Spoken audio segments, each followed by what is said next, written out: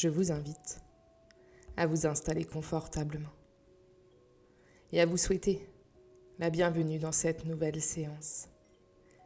Vous allez pouvoir vous autoriser à fermer les yeux, bien que ce soit possible de ne pas les fermer non plus. À travers les histoires que je vais vous proposer, là, tout de suite, maintenant, vous allez pouvoir ressentir de la détente, mais aussi de la relaxation. Et pas que ça. Je ne sais pas si vous savez que l'hypnose elle a cela de très puissant. Elle permet à votre inconscient de pouvoir retrouver une nouvelle programmation, de pouvoir vous donner peut-être de nouvelles possibilités, mais aussi de pouvoir retrouver une nouvelle énergie, une énergie pour que vous puissiez aimer tous les moments de votre vie, les moments en mouvement, mais aussi les moments où vous ne faites rien. L'inconscient, eh bien, il a cela de magique, parce qu'il a deux parties. Une partie qui peut nous faire des choses qui nous correspondent, et bien sûr une autre partie qui parfois a des programmes obsolètes, des programmes qui ne nous conviennent plus et qui ont besoin d'être modifiés. Je ne sais pas ce que vous allez ressentir à travers cette séance, mais ce que je sais, c'est que vous allez pouvoir tout simplement vous laisser bercer par mes mots, par mes phrases, par mes histoires, peut-être par la musique qu'il y a derrière, ou par toute autre chose qui vous vient à l'esprit. Peut-être même que vous pourriez vous y imaginer, vous retrouver dans ces histoires, dans les héros que je vais pouvoir vous définir. Un peu comme si les messages cachés, eh bien, ils vous correspondaient parfois, et parfois non. Et ça, c'est ok. Je ne sais pas si c'est une première séance pour vous, ou bien si vous avez déjà eu recours à l'hypnose.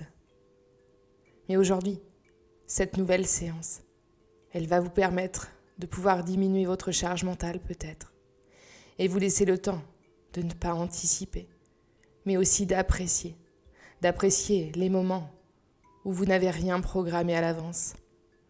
Peut-être les moments aussi, le soir, au moment du coucher, parce que bien sûr, on n'a pas de programmation à part dormir. Et la définition de l'ennui, elle est finalement différente pour chacun, quoiqu'elle a aussi des ressemblances.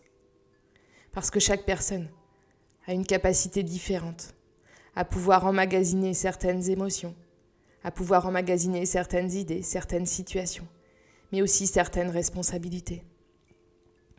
Ma grand-mère, elle disait souvent que pour être en total accord avec soi-même, il suffisait de faire les choses avec le cœur. Mais parfois, on a beau écouter notre cœur, mais celui-ci ne correspond pas à nos besoins ou bien nos envies. Et je ne sais pas ce que vous pensez de ce proverbe, mais moi j'y trouve de l'intérêt. Parce qu'à partir du moment où on fait un choix avec notre cœur, eh bien c'est finalement un choix de bonheur. C'est un choix que nous avons décidé et qui correspond à l'instant présent, qui correspond à notre besoin, mais aussi à nos envies. Alors peu importe ce que les autres vont pouvoir en penser, mais sachez que si cela vous correspond, eh bien ça vous permettra d'aller vers plus d'apaisement, d'aller vers plus de sérénité, mais aussi plus de joie de vivre. Alors je vous souhaite un bon moment d'ennui dans cette histoire que je vais pouvoir débuter. J'aimerais vous parler justement d'une grand-mère. Une grand-mère qui s'appelait Madeleine. Elle avait de nombreux petits-enfants. Cette grand-mère, elle aimait tous les satisfaire, même si certains vivaient à plus de 800 km de chez elle, et d'autres habitaient seulement à 2 minutes. Elle aurait pu se dire qu'elle aurait préféré ceux qui venaient la voir quotidiennement, mais elle avait le pouvoir de penser à tout le monde. En fait, chaque membre de sa famille, c'était un petit cœur qui s'était rajouté à son cœur à elle. Bien sûr, elle appréciait aussi les moments où elle ne pensait qu'à elle, les moments où personne ne venait lui rendre visite.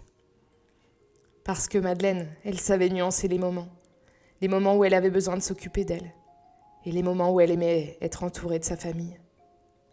Elle aimait les moments pour partager, des moments de jeu, pour partager des moments de rire, pour partager des moments de bonheur tout simplement.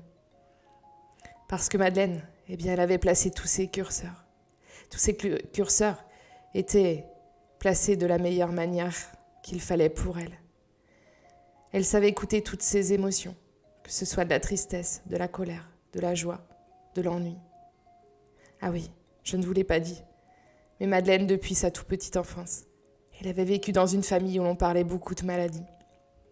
Sa famille n'avait pas été épargnée.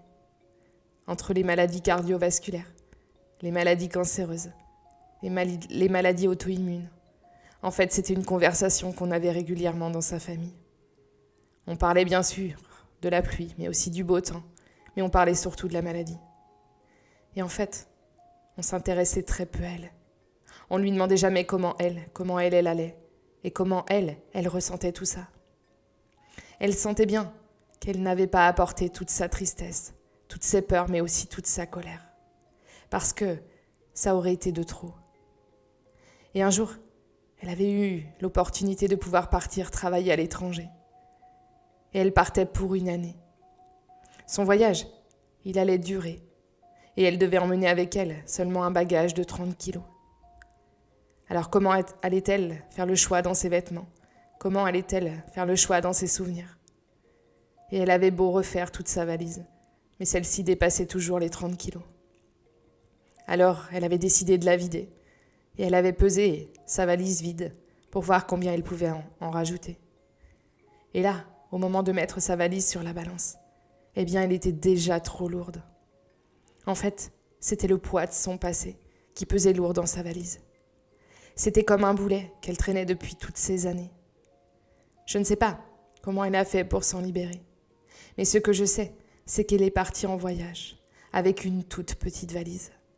Parce que Madeleine, elle a décidé d'emmener que l'essentiel, c'est-à-dire son bonheur, sa joie de vivre, mais aussi quelques peurs. Parce que bien sûr, ces peurs, elles lui servaient. Elles lui servaient à se mettre en sécurité et parfois à éviter le danger. Elle avait quand même réfléchi à faire un choix entre prendre une petite valise ou bien en racheter une plus grande pour pouvoir tout emmener. Mais elle a préféré s'alléger et pouvoir profiter de son voyage dans la légèreté. Je crois même qu'elle avait pleinement envie de profiter de l'instant présent et de pouvoir se délester de tout son passé. Bien sûr, elle ne l'oublierait pas, son passé, mais elle avait envie de vivre dans l'instant T. Et sa vie à 100 à l'heure, elle représentait pour elle une vie pesante.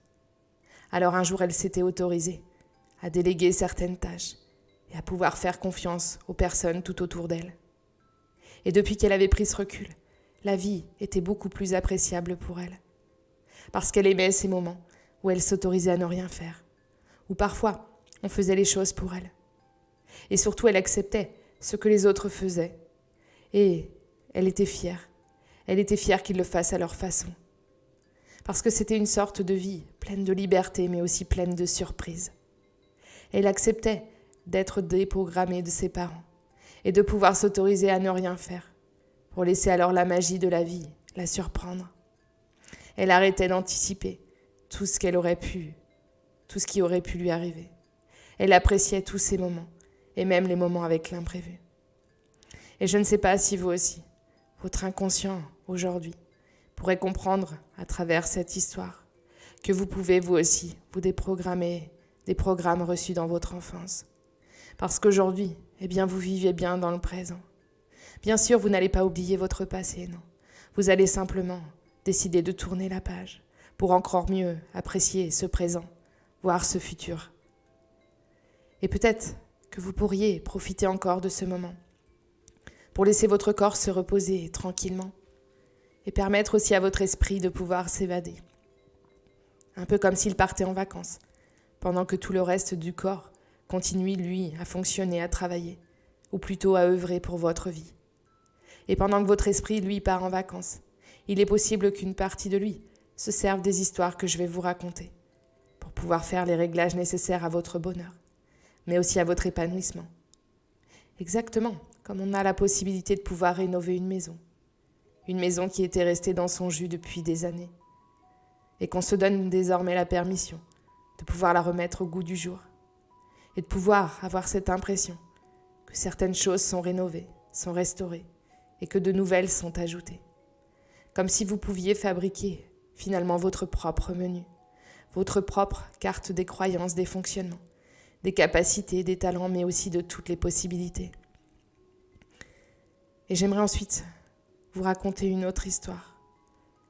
Une histoire qui va peut-être vous briser pour vous donner un sentiment de liberté. Parce que je ne sais pas à quelle croyance elle appartient. Ce que je sais, c'est que cela pourrait peut-être vous faire un bien fou dans vos fonctionnements. Je ne sais pas si vous connaissez ce moniteur de surf qui n'avait pas réellement choisi son métier. C'était plutôt son métier qui l'avait choisi.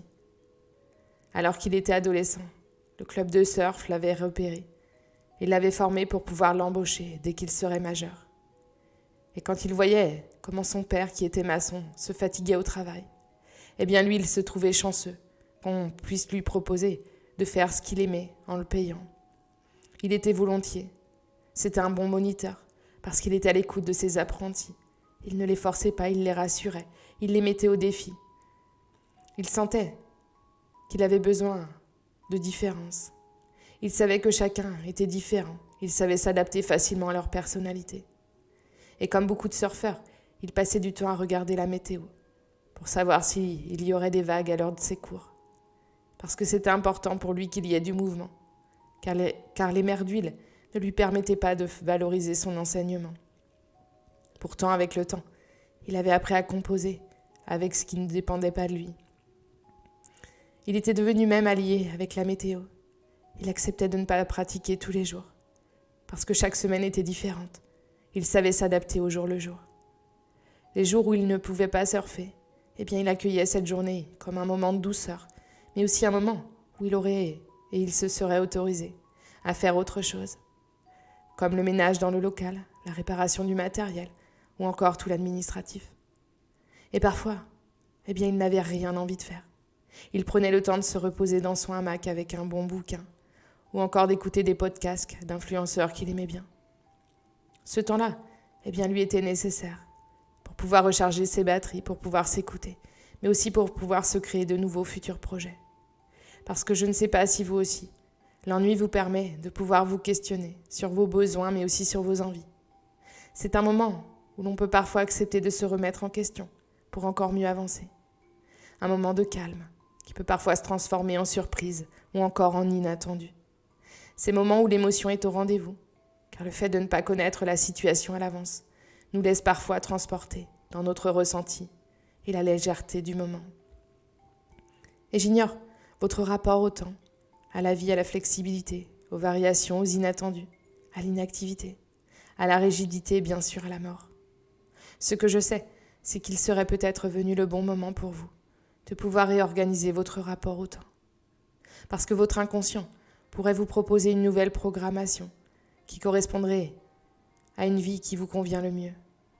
Il va pouvoir s'apaiser sur des choses et se donner le droit d'actionner sur d'autres pour pouvoir vous rendre la vie la plus agréable possible et répondre à votre énergie du moment. Vous allez certainement être surpris par cette mise à jour, mais sachez qu'à long terme, elle vous sera bénéfique. Vous allez pouvoir ressentir dans les prochains jours, les prochains mois, que vous êtes désormais aligné avec vos besoins, mais aussi avec vos envies. Les bienfaits de cette nouvelle séance vont pouvoir s'installer dans les prochaines heures et les prochaines nuits. Et à un niveau plus profond, eh bien vous allez pouvoir sentir que des choses bougent et que vous allez retrouver le bonheur, la légèreté, l'apaisement, mais aussi la sérénité. Alors d'ici quelques instants, eh bien la séance va se terminer.